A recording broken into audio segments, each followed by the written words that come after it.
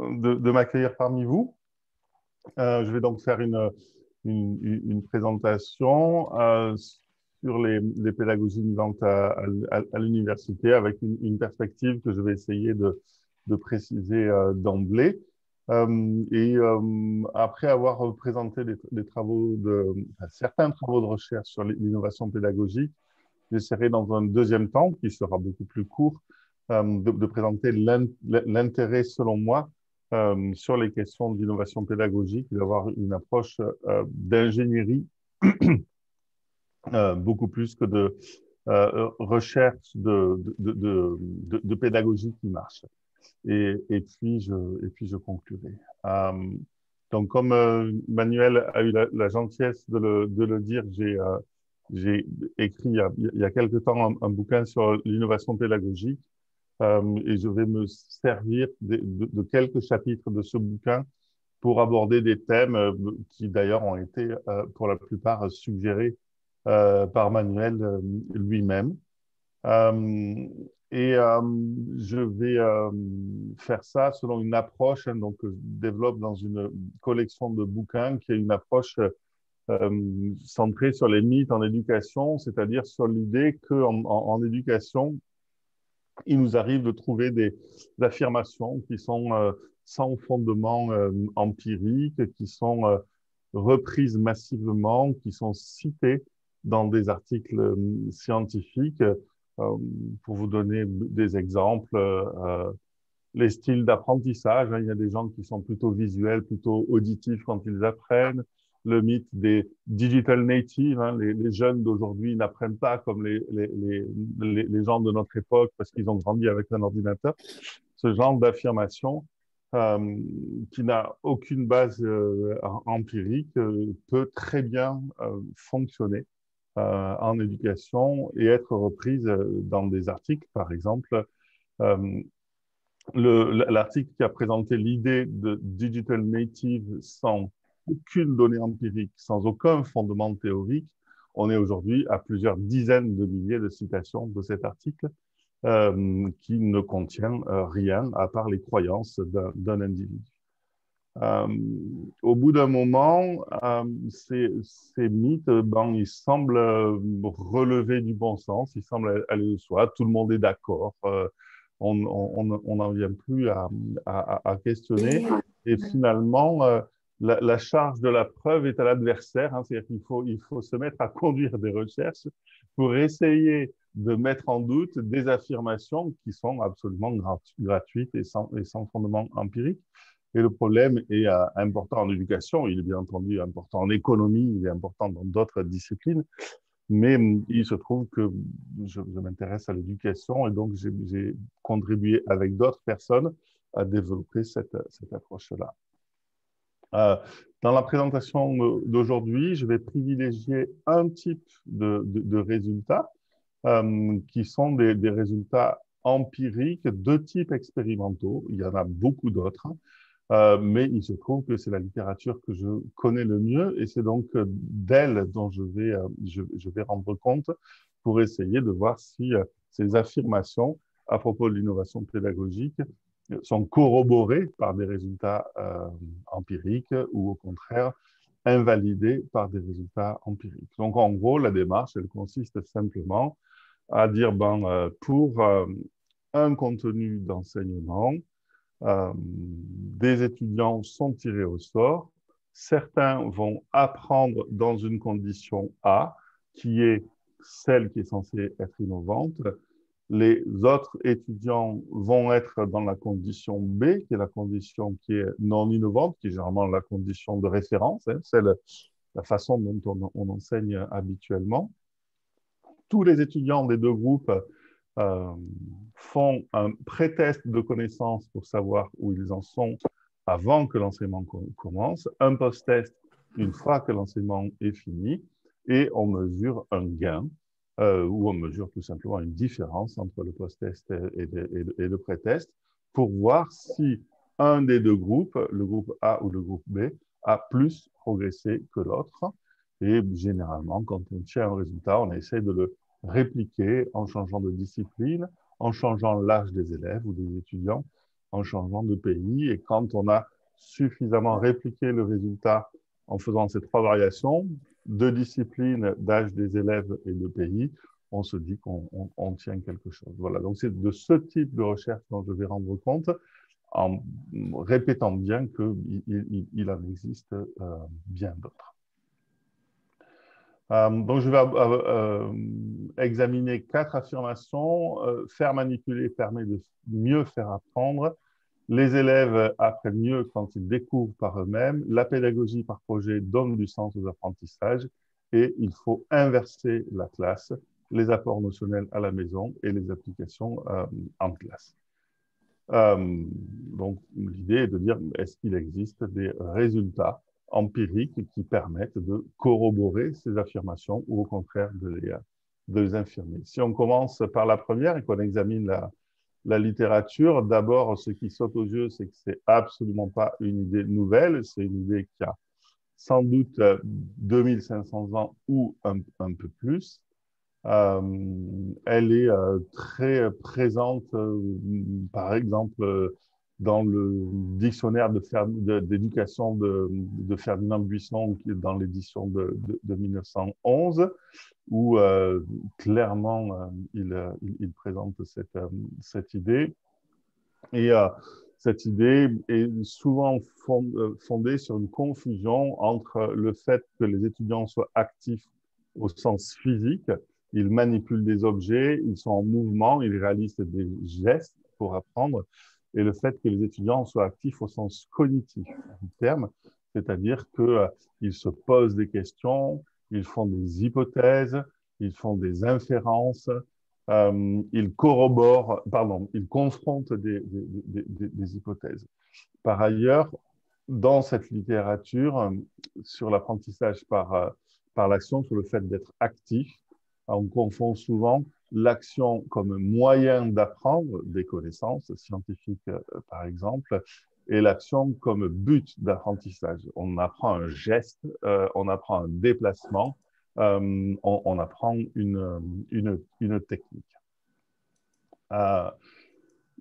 Quand on a un petit peu, enfin, quand on a à peu près distingué les deux types d'actions au sens physique et au sens cognitif, et l'action comme moyen et l'action comme but, on peut examiner la littérature et clairement, les résultats empiriques et les méta-analyses dans le domaine montrent que l'important, c'est bien d'être actif cognitivement pour la plupart des apprentissages à l'université.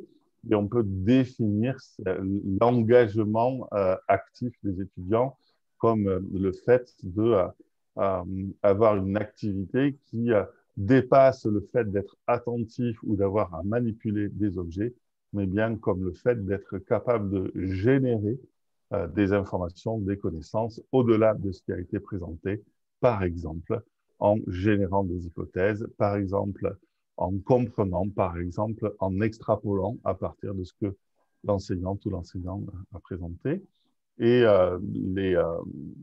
le fait d'être actif cognitivement à plusieurs, de pouvoir confronter des hypothèses, donne des résultats qui sont souvent meilleurs du point de vue des apprentissages que quand ils sont réalisés seuls. Et là, vous avez une synthèse de deux chercheurs américains qui ont recensé la littérature sur l'engagement des étudiants dans des activités qui favorisent ce niveau 3, hein, où on doit réfléchir, comprendre, se poser des questions, et toutes les techniques qui permettent de faire ça. Et pour chacune de ces techniques, ils ont recensé dans la littérature empirique à peu près solide combien d'articles montrent un effet positif. Les travaux montrent aussi que on obtient des résultats différents dans l'apprentissage actif selon qu'il s'agit d'apprendre pour comprendre ou d'apprendre pour faire. Par exemple, une des premières méta-analyses sur la résolution de problèmes en 2003 montrait que dans les recherches sur la résolution de problèmes comme moyen d'apprendre, on obtient un effet positif, net sur les apprentissages procéduraux. On utilise la résolution des problèmes pour apprendre à faire quelque chose. En revanche, pour les apprentissages notionnels, l'utilisation de la résolution de problèmes par rapport, bien entendu, à une autre façon d'enseigner produit des effets soit nuls, soit négatifs.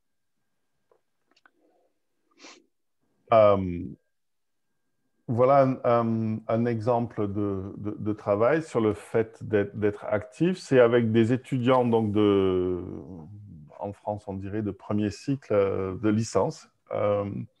Dans une université américaine, la tâche, c'est une tâche d'étude d'un article scientifique dans la discipline biologie. Et le premier groupe est dans une condition vraiment active. C'est-à-dire qu'on leur dit, voilà l'article scientifique, vous devez le comprendre et pour cela, on vous demande de réaliser une carte mentale pour représenter ce que vous avez compris du texte. Le deuxième groupe était beaucoup moins actif puisqu'il devait étudier une carte qui représentait le contenu de ce texte, hein, un genre de résumé spatialisé du texte. Et donc, il n'avait pas à réaliser la carte, mais simplement étudier la carte qui était fournie avec l'article scientifique. Et le troisième groupe devait simplement lire l'article de biologie. Et de façon très surprenante, les étudiants obtiennent de moins bons résultats dans la condition 1, c'est-à-dire la condition où ils doivent réaliser la carte au lieu de l'étudier ou de ne rien faire, c'est-à-dire simplement lire l'article. Ce résultat est contradictoire avec beaucoup de résultats qui sont obtenus dans la littérature sur les cartes mentales. Et qu'est-ce qui s'est passé? Il s'est passé que les gens qui ont fait cette manip ont choisi un article qui était sans doute très difficile, dont le contenu scientifique était très difficile pour ces étudiants-là, pour des étudiants de ce niveau-là. Et l'activité dessiner une carte est sans doute une très bonne activité pour améliorer la compréhension quand l'article est suffisamment facile à comprendre. Quand l'article est très difficile à comprendre, le fait de rajouter cette activité, de mettre les étudiants dans une plus actif, ne fait que rajouter de la difficulté à la tâche de compréhension. Et donc, les travaux dans le domaine montrent que le fait d'engager les élèves dans une activité, ça peut, une activité supplémentaire, ici dessiner une carte conceptuelle, peut avoir un effet positif à partir du moment où cette activité ne représente pas un surcoût par rapport à l'activité principale. C'est bien une activité qui est au service de l'activité principale. Autrement dit, ces travaux, comme bien d'autres, montrent qu'en soi, l'activité dessiner une carte conceptuelle comme support dans une activité une tâche d'étude d'un article scientifique, en soi, l'activité, elle n'est pas bonne ou mauvaise. Ça dépend des étudiants, ça dépend de la distance qu'il y a entre les connaissances des étudiants et l'exigence de l'article à apprendre.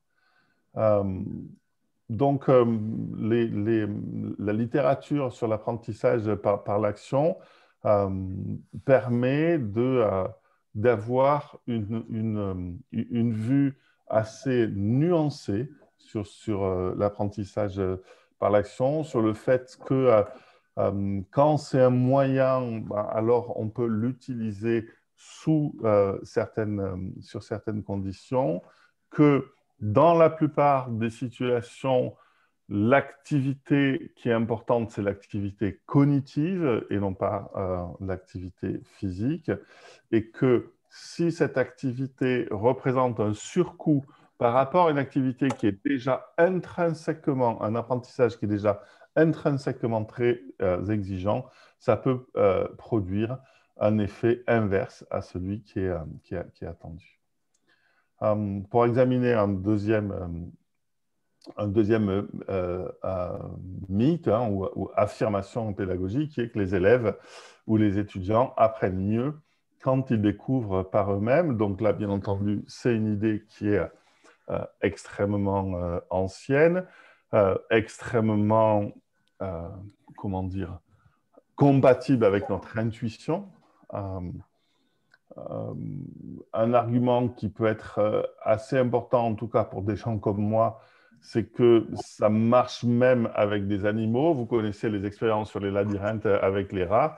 Euh, quand on met des rats dans un labyrinthe dans lequel il n'y a aucune possibilité de se perdre, un seul chemin possible et de la nourriture au bout de ce chemin, les rats qui ont appris dans cette condition, hein, sans impasse, qui ont appris dans cette condition guidée, sont complètement incapables de trouver la nourriture dans un labyrinthe nouveau, alors que les rats qui ont appris dans des labyrinthes dans lesquels il y a des impasses, il y a une nécessité d'explorer le labyrinthe pour trouver la nourriture, sont tout à fait capables de trouver la nourriture dans un labyrinthe nouveau.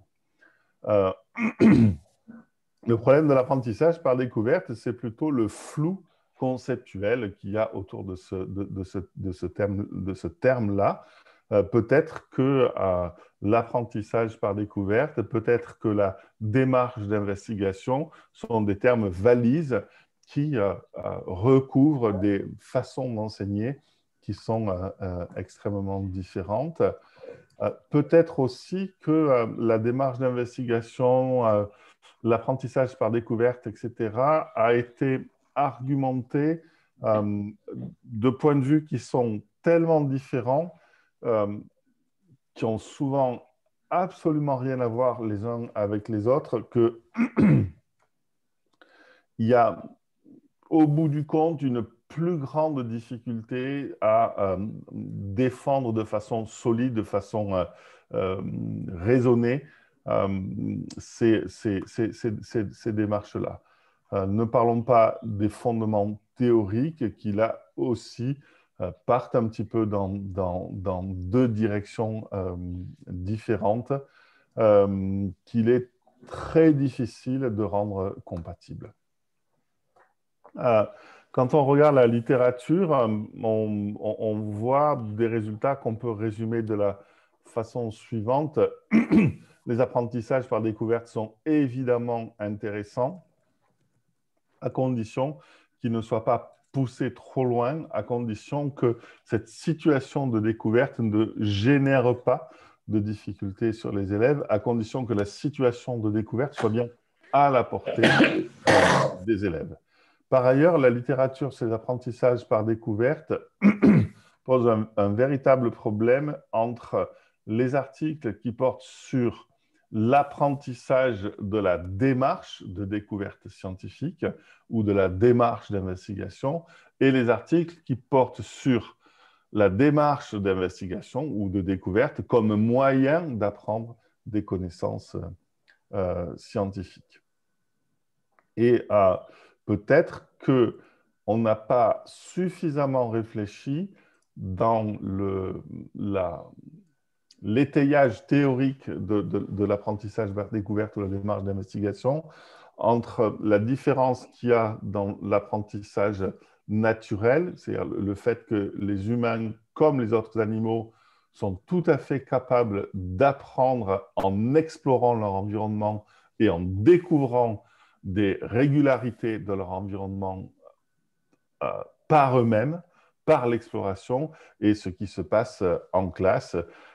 Sans doute que si nous sommes une des seules espèces animales à avoir créé des classes et des écoles, c'est peut-être parce que pour notre espèce, justement, l'exploration de l'environnement, l'exploration libre de l'environnement ne nous suffit pas pour apprendre les connaissances dont nous avons besoin pour vivre en groupe dans les sociétés qui nous permettent de vivre aujourd'hui. Dans les revues de la littérature, on montre que quand la démarche d'investigation, c'est un but, il s'agit d'apprendre la démarche d'investigation, d'apprendre la démarche de découverte. On a une littérature qui montre aucune difficulté particulière. Généralement, quand les enseignants enseignent ça, ils savent l'enseigner, ils l'enseignent bien et donnent des bons résultats. En revanche, quand la démarche d'investigation est un moyen d'apprendre des connaissances scientifiques, on a des résultats qui sont moins nets et ou, pour le dire autrement, des résultats qui sont positifs à partir du moment où la démarche d'investigation est guidée par les enseignants. C'est-à-dire on ne confond pas la démarche d'investigation et en gros une espèce d'apprentissage en autonomie où les élèves auraient tout à découvrir par eux-mêmes. Et donc c'est peut-être une distinction nette à faire entre la démarche d'investigation et l'apprentissage par découverte qui serait à faire dans ce domaine. Donc, exemple de travaux, une étude que nous avons conduite avec Manuel, qui a été l'occasion de faire connaissance sur la formation des enseignants à la démarche d'investigation. Donc, des enseignants volontaires ont été formés pendant 60 heures à la démarche d'investigation en sciences, pendant que d'autres enseignants volontaires eux aussi n'étaient pas formés. En tout cas, ils n'étaient pas formés au moment de l'étude, ils ont été formés ensuite. Les formations ont été observées par l'équipe de Montpellier, les enseignements aussi. Et pour ma part, je me suis occupé de la mesure des apprentissages des élèves et de leur motivation, avant que leur prof soit formé et après que leur prof ait été formé. On a obtenu des effets significatifs sur le temps consacré aux sciences, c'est-à-dire que les profs formés consacraient plus de temps à l'enseignement aux sciences que les profs non formés. Je répète que les deux groupes d'enseignants étaient des enseignants volontaires pour suivre cette formation sur la démarche d'investigation en sciences. Et on a obtenu une amélioration modeste, vous voyez, des apprentissages sur les connaissances factuelles en sciences, c'est-à-dire, en gros, celles qui ne nous intéressaient pas. Par contre, sur ce qui nous intéressait plus, ce qui est généralement défendu par la démarche d'investigation, une amélioration de la motivation ou du raisonnement scientifique ou de la démarche elle-même, nous n'avons pas obtenu d'amélioration significative entre les élèves qui ont appris avec les profs formés et les élèves qui ont appris avec les profs non formés. Mais si vous voulez qu'on rediscute de ça à la fin, et en particulier poser des questions à Manuel sur ce qui a été observé pendant les sessions de formation et ce qui a été observé en classe, on peut discuter des limites de ces approches de type expérimental qui finalement, en disant il y a 67 enseignants qui ont été formés, ne dit pas grand-chose sur comment ils ont été formés, à quoi ils ont été formés et en quoi cette formation a effectivement modifié leur pratique d'enseignement. La pédagogie par projet, un autre mythe pédagogique particulièrement répandu. Là aussi, c'est une idée qui est bien entendu plus récente que les autres, mais on trouve des traces dès le XVe siècle. Une forme qui ressemble assez à ce qu'on fait aujourd'hui est clairement apparue au XVIIIe siècle dans l'Académie royale d'architecture en France, avec les projets de fin d'études des architectes. Et puis, c'est surtout aux États-Unis, à la fin du XIXe siècle et au début du XXe, que cette idée s'est développée. Et finalement, l'auteur américain qui est généralement associé à la notion de pédagogie par projet a écrit un texte dans lequel il se dédouane un petit peu de ça en disant il faut faire attention, la pédagogie par projet, c'est quand même un sacré foutoir. Et en gros, il dit, moi, j'assume pas le bazar conceptuel que c'est devenu aujourd'hui. C'est ensuite dans les domaines technologiques et en ingénierie, donc dans les écoles d'ingénieurs, et puis de façon plus générale dans les universités, que dans les années 70, ça s'est développé pour arriver dans le second degré de façon importante ensuite. Euh, la pédagogie par projet, à l'inverse des deux autres littératures que j'ai examinées, c'est très euh, peu documenté à l'heure actuelle. Alors que vous avez des centaines et des centaines de publications sur la démarche d'investigation, vous avez des milliers de publications sur l'apprentissage par l'action, l'apprentissage par problème, etc. La littérature sur l'apprentissage par projet est extrêmement réduite.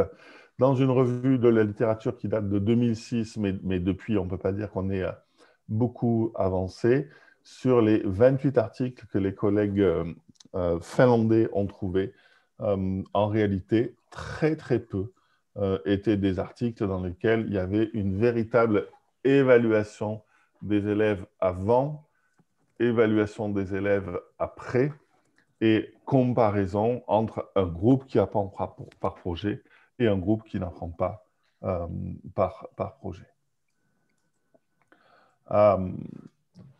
Les revues de la littérature montrent des choses qui sont assez stables. Donc, si on ne s'intéresse pas uniquement à l'efficacité, mais à d'autres aspects, qui est qu'en gros, en pédagogie par projet, les élèves ou les étudiants rencontrent de nombreuses difficultés, mais ont des jugements sur l'activité qui sont généralement positifs ou très positifs. Et on a ce double effet de c'est difficile d'apprendre par projet, c'est difficile de se coordonner, c'est difficile de communiquer entre nous et l'expérience était intéressante, l'expérience était enrichissante. Bon, je passe pour cet exemple puisqu'on aura le temps d'en discuter, mais finalement, c'est peut-être celle-là est pas mal. Enfin, en tout cas, si vous voulez aller voir, je trouve que c'est sans doute un des articles les plus intéressants. Ben, c'est les mêmes collègues finlandais qui avaient fait la revue de la littérature sur le sujet, qui ont vraiment conduit une expérience dans laquelle des étudiants étaient vraiment répartis dans deux conditions. Une condition par projet, une condition avec un enseignement court TPTD plus classique et dans lequel il y avait des mesures d'apprentissage qui étaient réalisées et aussi beaucoup de mesures sur des stratégies, sur des façons de faire, etc. Peut-être pour donner un autre exemple qui m'avait bien plu, c'est des collègues, donc Tuovinen, c'est un Australien en 1999 qui était dans l'équivalent d'un IUT, où il avait comparé sur un cours sur les bases de données des étudiants qui étaient en projet et des étudiants qui étaient en cours TPTD en première année et en deuxième année. Donc, on avait un plan d'expérience 2 par 2, hein, par projet ou cours TPTD, en première année ou en deuxième année. Et les résultats montrent clairement un effet inverse selon qu'on est en première année ou en deuxième année. En première année, ce sont les étudiants dans la condition cours TPTD qui ont le mieux appris, qui ont le plus progressé. En deuxième année, ce sont les étudiants de la condition pédagogie par projet qui ont le plus progressé. Un petit peu comme si faire des projets en première année, c'est une exigence supplémentaire quand on a peu de connaissances en informatique. En deuxième année, peut-être que le projet alors qu'on a acquis des connaissances en première année, peut-être que le projet permet de donner du sens aux apprentissages, permet de mettre en œuvre les connaissances et donne cette fois-ci de meilleurs résultats. Mais voilà, c'est difficile à évaluer, c'est difficile de trouver des situations où les choses sont vraiment comparables, mais c'est sans doute un domaine dans lequel nous devons investir et faire de la recherche. Enfin, un dernier mythe hein, sur la classe inversée. Là aussi, c'est peut-être une idée neuve, encore que au Moyen Âge, c'était quand même un peu la lectio et la disputation, la lecture et puis le débat, ça ressemble quand même un petit peu. C'est souvent difficile dans le domaine parce que on manipule plusieurs variables à la fois. La classe inversée et la classe ordinaire comme deux organisations temporelles différentes, mais aussi la classe inversée et la classe ordinaire comme utilisant des supports différents. Et finalement, dans beaucoup d'études du domaine, on confond des variables, ce qui rend l'analyse des résultats délicate. Par ailleurs, c'est une idée, la classe inversée, qui utilise souvent comme argument que le cours magistral, c'est passif, ou le cours magistral, c'est un lieu sans interaction, ce qui contredit absolument toutes les recherches sur les cours magistraux, qui montrent que essayer de faire un cours magistral sans interaction, par exemple, ce qu'on vit avec le confinement, vous verrez la différence qu'il y a avec un cours magistral et interaction, ou même hein, des expériences que des collègues de Chicago ont faites, je trouve magnifique, c'est vous faites un cours en amphi, sauf que pendant le cours d'amphi, vous tournez le dos aux étudiants. Il n'y a plus d'interaction visuelle, il n'y a plus d'interaction, ben, vous allez m'en dire des nouvelles. Quand vous enlevez cette interaction, vous allez voir comment va se passer le cours. Cependant, les dernières méta-analyses, hein, donc les analyses depuis 2018 qui sont pléthores, montrent des résultats qui sont positifs avec des tailles d'effet qui sont modestes en faveur de l'approche de la pédagogie inversée pour des études médicales, les études dans le domaine pharmaceutique, une un petit peu plus générale qui a donné une taille d'effet un peu moindre, et une étude, une publication de l'an dernier, une méta-analyse de l'an dernier qui, de façon intéressante, regarde les résultats selon les disciplines et montre des tailles d'effet qui sont sensiblement différentes selon les disciplines. Après, il y a toujours une difficulté avec cette littérature, comme avec d'autres littératures, c'est qu'il n'est pas sûr que dans toutes les publications, les chercheurs aient bien fait attention à maintenir le temps constant.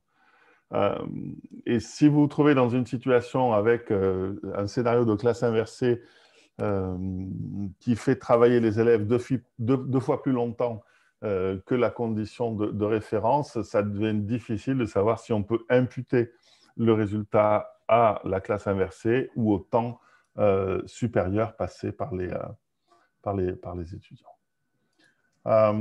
Du coup, les quelques idées pédagogiques censées être innovantes que je vous ai présentées, je crois qu'elles ne sont pas innovantes pour la plupart. C'est ce que j'ai essayé de dire. Ce sont souvent des idées anciennes.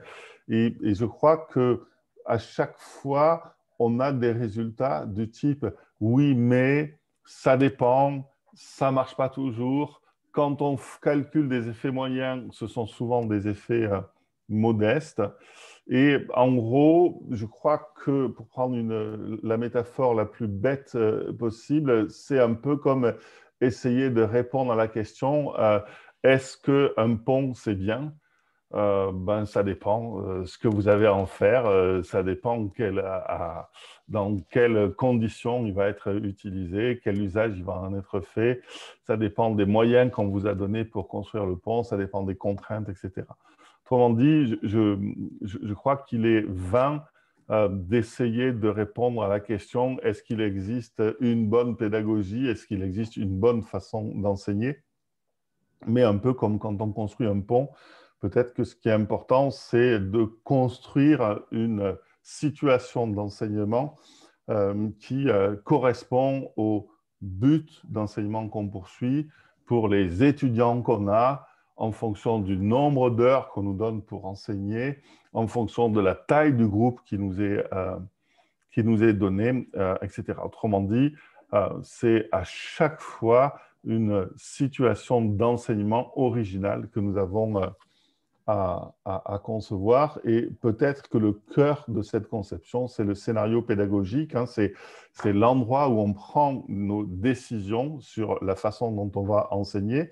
Et je crois que le scénario pédagogique, c'est aussi un bon outil pour exploiter les résultats de la recherche. Par exemple, dans un scénario pédagogique, hein, on passe du temps à essayer de réfléchir, à essayer de définir le plus précisément possible quel est le but de l'apprentissage, qu'est-ce que mes étudiants sauront quand mon cours sera fini, sur quoi ils auront progressé. Et quand on regarde la littérature sur les buts d'apprentissage, sur la façon de les formaliser, sur le type de connaissances que les humains peuvent apprendre, sur les contraintes que ça représente, sur l'intérêt qu'il y a à présenter le but, par exemple au début de la séance ou à la fin, on trouve toute une littérature qui est, vous voyez, non pas une littérature quelle est la bonne façon d'enseigner, mais qui est une littérature sur un étage en dessous qui pose des questions à un niveau inférieur. Un scénario pédagogique, c'est aussi une progression pour aller de là où en sont les étudiants à là où on veut les amener. C'est aussi des tâches, hein, ce qu'on va faire aux étudiants. Est-ce qu'on va leur faire faire des problèmes? Est-ce qu'on va leur faire étudier des documents? Est-ce qu'on va leur demander d'écouter des cours? Est-ce qu'on va leur faire faire des enquêtes? Est-ce qu'on va leur faire faire des projets? Pour vous donner un exemple très simple, à l'université de Toulouse, où je travaillais avant, un jour, je suis sollicité par des enseignants en hématologie qui avaient conçu un cours dans un environnement numérique. Et le scénario était entièrement organisé autour d'exercices répétés. Hein. Et on fait quelque chose, on répète, on répète, on répète. Et je demandais aux enseignants qui avaient fait ça, mais est-ce que vous voulez que vos étudiants dans votre spécialité, ils arrêtent de raisonner? Est-ce que vous voulez qu'ils enchaînent les diagnostics? Et est-ce que vous voulez qu'ils automatisent une démarche? Je dis non, non, surtout pas. À chaque fois, c'est différent. Il faut réfléchir. Il ne faut surtout pas automatiser. Et finalement, le scénario pédagogique qu'ils étaient tout à fait capables de faire quand ils font cours, quand ils reçoivent des internes ou des externes dans leur service, qui est il faut réfléchir, il faut raisonner, il faut prendre en compte les différences de chaque cas, ils l'avaient en quelque sorte oublié dans la conception de leur scénario pédagogique dévolu à un environnement numérique. Ensuite, on conçoit un engagement dans les tâches, hein, comment les étudiants vont s'investir dans cet apprentissage, qu'est-ce qui va faire que cet apprentissage a du sens pour eux. On conçoit des supports pour les tâches qui sont numériques et non numériques, qui sont papier, qui sont projetés ou qui sont distribués. On conçoit un dispositif de régulation des apprentissages. Comment je sais que mes étudiants suivent? Comment je sais que mes étudiants ont compris? Comment je sais que mes étudiants progressent au bon rythme? Et enfin, j'ai perdu ma diapo. Le dernier, c'était un dispositif d'évaluation des apprentissages. Voilà. Et deux bouquins qu'on a écrits avec un collègue, j'ai vu qui était en ligne, pour essayer de défendre l'idée que enseigner, c'est une activité de conception dans laquelle on conçoit à chaque fois des solutions originales en fonction de l'objectif d'apprentissage, en fonction des étudiants qu'on a, en fonction du temps qu'on a, en fonction du nombre d'étudiants, des contraintes, etc. Donc, pour conclure, je crois que les degrés de liberté, quand on conçoit un enseignement, sont nombreux, de temps, d'espace, d'engagement. Regardez comment, quand on nous enlève 1 degré de liberté sur l'espace avec le confinement, regardez à quel point ça bouleverse tout notre enseignement, pour ne pas dire que ça le fout en l'air pour une grande part. Ces degrés de liberté sont en interaction les uns avec les autres. Et pour concevoir des situations d'enseignement, je crois que nous avons besoin de connaissances, nous avons besoin de méthodes et de démarches, donc de connaissances issues de la recherche, entre autres, et de méthodes, mais nous n'avons pas besoin de solutions toutes faites ou de dispositifs ou de pédagogie universelle qui marcherait. Et ce sont ces démarches et ces connaissances qui nous permettent de nous adapter à des nouvelles contraintes de temps, d'espace ou d'engagement des étudiants, comme dans la situation que nous sommes en train de vivre et que nous vivons depuis 1 an maintenant. Merci.